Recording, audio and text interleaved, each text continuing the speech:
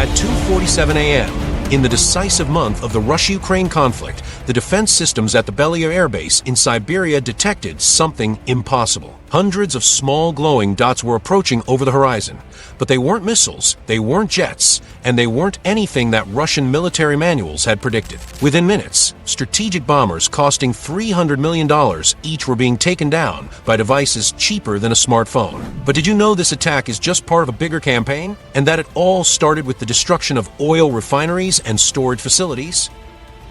To grasp the historical scale of this event, we need to go back in time. For decades, Russian strategic bombers like the Tu-95 Bear and Tu-160 Blackjack were seen as untouchable. These aircraft, including the Tu-95, Tu-22M3, and Tu-160, are regularly used by Moscow to launch missiles against Ukraine. Protected by layers of air defense, including the feared S-400 and Panzer S-1 systems, these giants of the sky symbolize the ultimate Russian strategic deterrent. The Tu-95, with its contra-rotating turboprop engines, can carry Kh-101 cruise missiles with a range of 3,400 miles. The Tu-160, known as the White Swan, is the heaviest supersonic bomber ever built, capable of carrying up to 12 cruise missiles. Together, these giants form the backbone of Russia's strategic triad, a force believed to be beyond the reach of any conventional threat. But in a single night, that perception changed forever. Ukrainian drone units began moving beyond the initial one drone, one operator concept,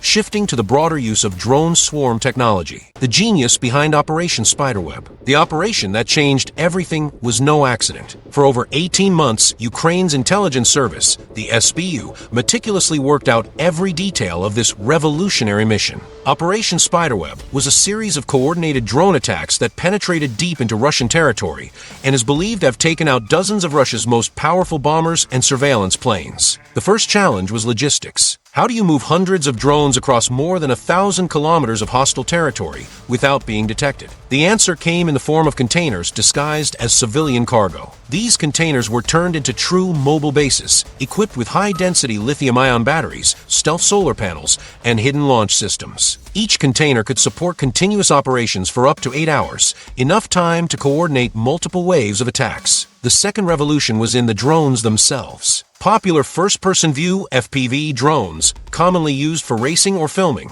were adapted with improvised explosives and piloted to strike fixed targets at a relatively low cost. Costing less than $100 each, these seemingly simple devices carried sophisticated technology.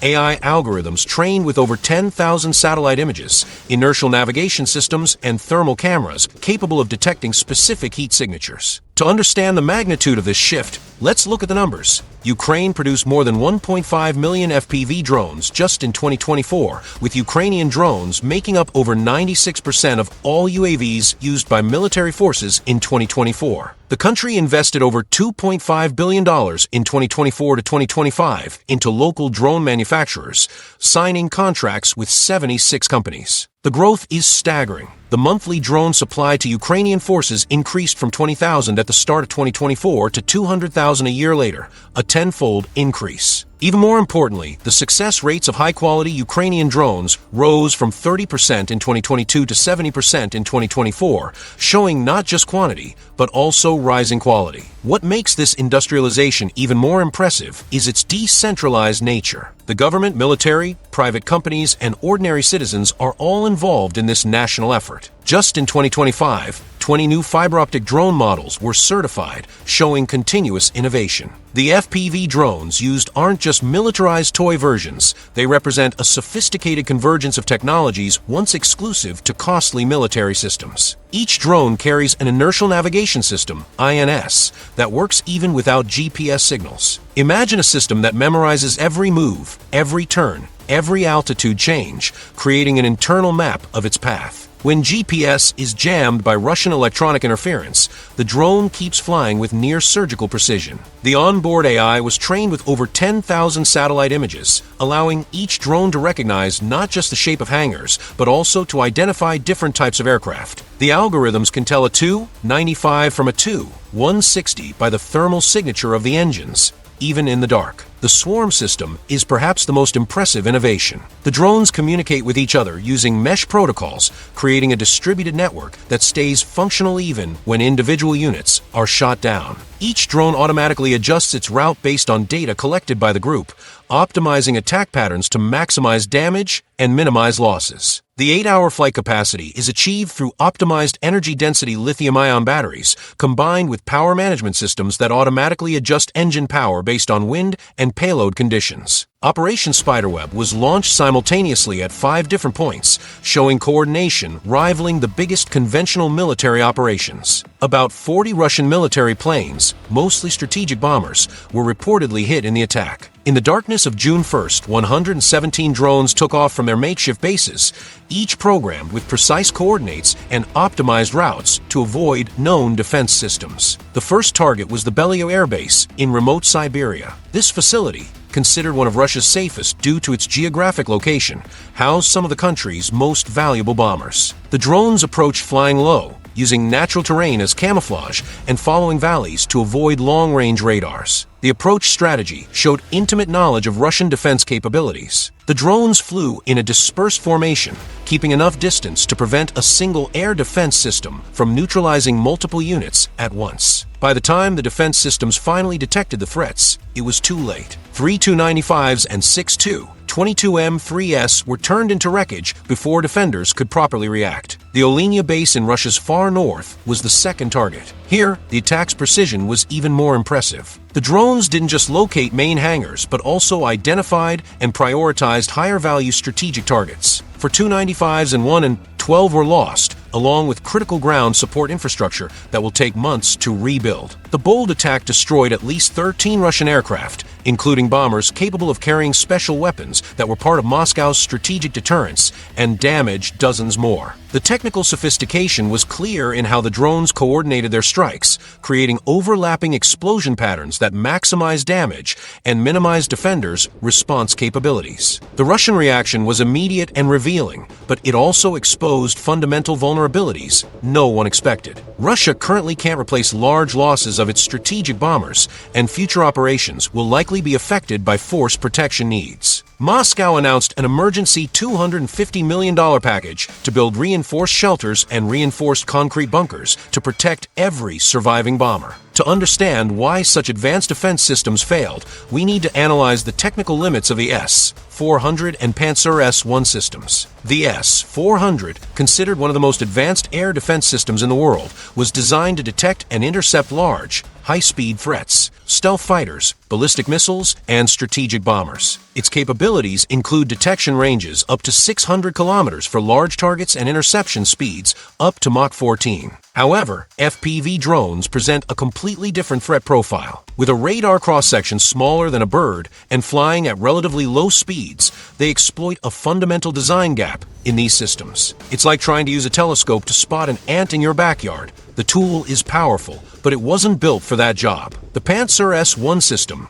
theoretically designed for low-altitude threats, also showed critical limitations. Although upgraded to carry up to 48 mini-missiles specifically for drone defense, it still struggles to detect small targets flying low. According to OSINT data, Russia lost at least 27 Panzer S-1 systems during the conflict, showing their vulnerability. Fleet dispersion became a top priority. Bombers were quickly moved to underground depots and secondary bases scattered across Russian territory. Mobile anti-drone defense systems were deployed in an expanded perimeter, creating multiple layers of protection. Paradoxically, this dispersion reduced the operational efficiency of the Russian Air Force, forcing it to devote significant resources just to protect its own aircraft. The Russian response also included developing new specialized systems. The Panzer SMD, introduced in 2024, was specifically designed for drone threats, removing traditional 30mm cannons and focusing solely on anti-drone missiles. Still, its ability to operate independently with its own diesel generator shows how the drone threat forced a complete rethink of Russian defense doctrine. The echo of Operation Spiderweb reverberated far beyond Ukraine's borders. The high-profile Ukrainian strike against Russian bombers happened while the U.S. Army was in the middle of a major transformation effort. In Washington, the Pentagon immediately called the operation a game-changer in modern military history. Bradley Bowman, from a Foundation for Defense, warned,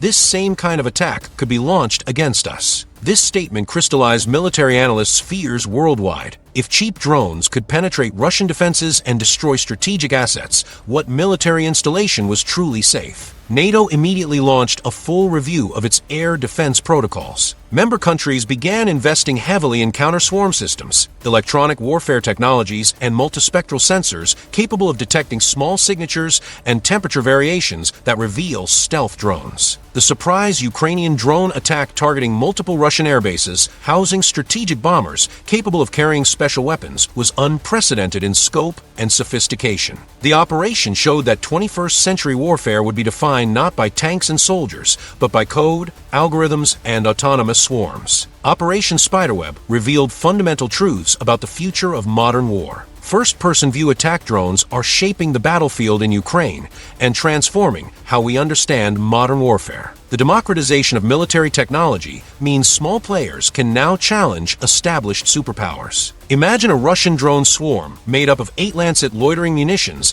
and 4 first-person quadcopters over Ukraine. This reality is no longer science fiction, but an accurate description of today's Ukrainian battlefield. The tech race now includes powers like the US, China, the UK, and all NATO members, all seeking to develop both offensive and defensive capabilities against similar threats. The increasing complexity demands a complete rethink of air defense strategies, with massive investments in short-range mobile systems, advanced sensors, and electronic warfare technologies. Operation Spiderweb is actually part of a much larger, more systematic campaign. Since January, Ukrainian forces have been launching attacks on high-value targets, with at least 23 attacks on Russian oil refineries and storage facilities during this period, the Krasnodar depot attack in March being the last of this phase. The impact was devastating for the Russian economy. About 7% of the country's total refining capacity was affected, equivalent to roughly 370,500 barrels per day. Ukraine's strategy is clear.